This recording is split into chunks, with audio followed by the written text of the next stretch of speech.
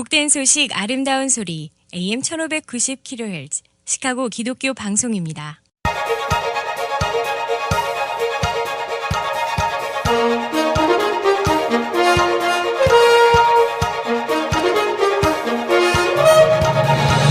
김정일 해설위원의 시사 해설.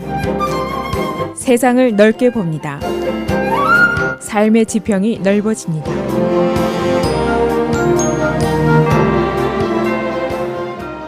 시사 해설입니다. 이 공화당의 고민이 점점 깊어져 가고 있습니다. 보통 선거해 같으면은 지금쯤 당의 대통령 후보감이 어느 정도 부상을 해 있어야 되는데, 그러나 금년에는 누가 공화당 대선 후보가 될 것인지 아직은 그야말로 오리무중 속에 있습니다. 이러다가는 이제 결국 7월 클리블랜드 전당대회로 가게 되는데, 그럼 전당대회에서 이제 소위 contested convention, 대의원들의 경선으로 이제 후보를 뽑게 됩니다. 그런데 문제는 이것도 정답이 아니다라는 것이 많은 사람들의 의견입니다. 그러면 어떻게 해야 될 것인가? 현재로서는 묘책이 없다, 이렇게 나와 있습니다. 그래서 오늘은 공화당 예선의 현황과 문제점은 무엇인지, 묘책은 무엇인지, 그리고 묘책이 될 수 없는 이유는 무엇인지, 그런 이야기들을 종합하겠습니다. 이 공화당 예선전이 시작된 지가 벌써 13개월이 지났습니다. 현재 대의원 확보수를 비교를 하면은 AP통신의 통계입니다. 트럼프가 743, 크루즈가 545, 케이식이 143, 이렇게 나와 있습니다. 전문가들의 계산법에 따르면은 7월 전당대회 전에 대의원 과반수인 1237표를 확보할 후보가 아마도 없을 것이다, 이런 계산입니다. 계산상으로 지금 선두주자인 도널드 트럼프가 최고로 가도 한 75표 내외가 부족할 것이다, 그런 예상이 나와 있습니다. 이것은 이제 뉴욕에서 이기고 캘리포니아에서 이기고 해도 과반수 차지가 힘들 것이다, 그런 예상입니다.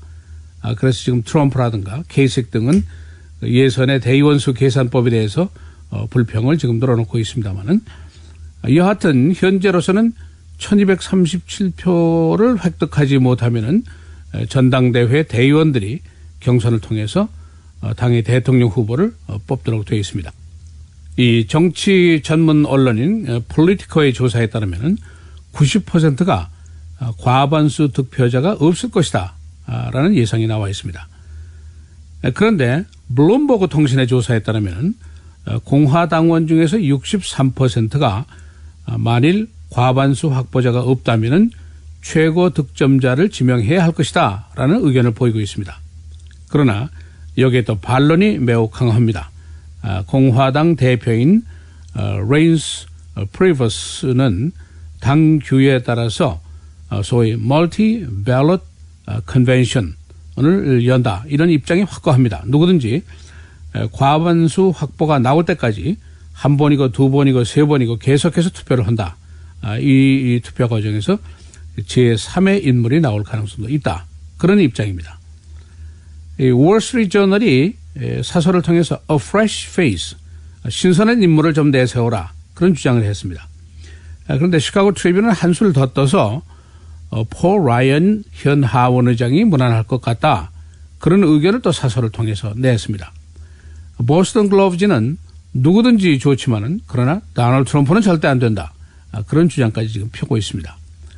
그러니까 이론상으로는 공화당 당규대로 하는 것이 맞습니다. 과거사를 보더라도 1960년대에 존 케네디, 1976년대에 로널드 레이건도 전당대회에서 사실은 선출이 됐었습니다.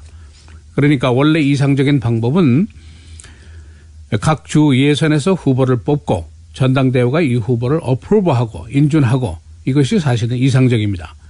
그러나 여의치 않을 경우에는 전당대회의 대의원들이 후보를 선출한다 하는 것이 당의 규정입니다. 그러나 이제 문제가 간단치가 않습니다. 지금이 60년대가 아니라는 것이 이제 중요한 문제입니다. 과거에는 담배 연기가 자욱한 방에서 당 순회들이 낙점하는 후보가 등장하던 시대가 있었는데, 이런 시대는 다 지냈다는 것이죠. 시계를 거꾸로 돌릴 수는 없다 하는 얘기입니다. 국민들이, 투표인들이 모두 지금 그때보다 훨씬 더 업그레이드된 민주주의 정치에 너무 익숙하다는 것이죠. 예를 들면 지금 후보들이 13개월을 그야말로 피나게 겨루었는데 선거 유세를 하루도 안 한 사람이, 또 투표인 설득을 한 명도 안 해본 사람이 이번 선거에서 돈을 1달러도 안 쓴 사람을 뽑는다? 이것은 투표인으로서는 납득이 가지 않는다는 것이죠. 만일 이렇게 될 경우에 투표인들의 분노가 크게 올라올 것이다. 그렇게 되면 자칫 당이 깨질 염려도 있고 제3당이 생길 수도 있고 또 각 주라든가 시에서 공화당 내에서 게릴라전이 벌어질 수도 있고 도널드 트럼프의 위협대로 폭동이 일어날 수도 있고 그런 이제 악재들이 예상이 됩니다. 더욱 중요한 것, 이렇게 선출된 후보가 과연 힐러리 클린턴에게 맞서서 이길 수 있을 것인가? 이게 이제 가장 중요한 질문이죠. 몹시 화가 난 투표인들이 투표장에 안 나오면은 그야말로 클린턴에게 화이트하우스를 갖다 바치는 격이 될 것이다. 이제 그런 예상까지 나옵니다. 현재 남은 3명 모두 사정이 좋지가 않습니다. 도널드 트럼프 선두지만은 과반수 확보가 어려울 것이다. 사방에 적으로 가득하다. 비호감도 조사를 해보니까 67%가 비호감입니다. 32년 만에 최고치를 기록했습니다. 또 한 가지, 공화당 지도부 트럼프는 절대 안 된다. 이런 강경한 자세가 이제 바로 문제입니다. 테드 크루즈, 이 사람도 여러 가지 문제가 있습니다. 비호감도 51%입니다. 역시 높습니다. 그리고 이 사람이 본선에 나가서 비백인 표라든가 라티노 표를 받을 가능성은 거의 없다고 분석이 됐습니다. 또 당내에서도 이 크루즈는 그야말로 완전한 왕따 수준입니다. 이번 주 타임 매거진의 표지에 크루즈의 이제 사진이 실렸는데 그 제목이 이렇게 되어 있습니다. Likeable enough, 이런 얘기입니다. 이 사람 호감도가 충분한 거야? 그런 질문을 하고 있습니다. 이 정치인들에게 likability, 이것이 가장 중요하죠. 정책이든 뭐든 상관없이 우선 그 사람에게 호감이 좀 가야 한다. 이것이 이제 정치인들에게 가장 중요한 필요한 것입니다. 그런데 이것이 이제 빵점이라는 것이죠. 이제 가장 핵심적인 질문, 이렇게 우여곡절 속에 공화당이 후보를 뽑는다고 치자 그가 과연 힐러리 클린턴을 꺾을 수 있을 것인가? 이것이 핵심적인 질문입니다. 가상 대결을 해보니까 1대1 대결입니다. 클린턴이 3명의 공화당 후보들에게 모두 이기는 것으로 지금 나오고 있습니다. 내주에 뉴욕 예선이 벌어지게 되는데 클린턴이 최근에 작은 주 여러 주에서 샌더스에게 고전을 했습니다마는 그러나 뉴욕 지지도 조사를 해보니까 51대 39 클린턴이 두 자릿수로 샌더스를 리드하고 있습니다. 시사해설 김재일입니다.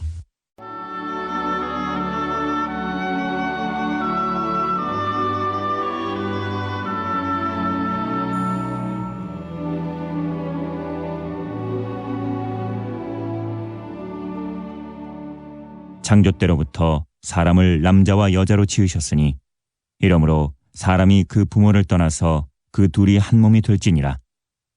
이러한즉 이제 둘이 아니요 한 몸이니 그러므로 하나님이 짝지어 주신 것을 사람이 나누지 못할지니라 하시더라.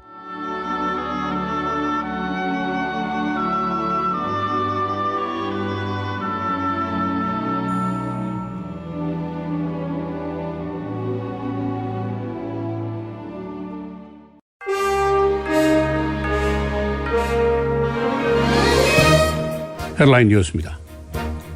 아랍 지역 젊은 층들의 아이시스 지지도가 계속 떨어지고 있습니다.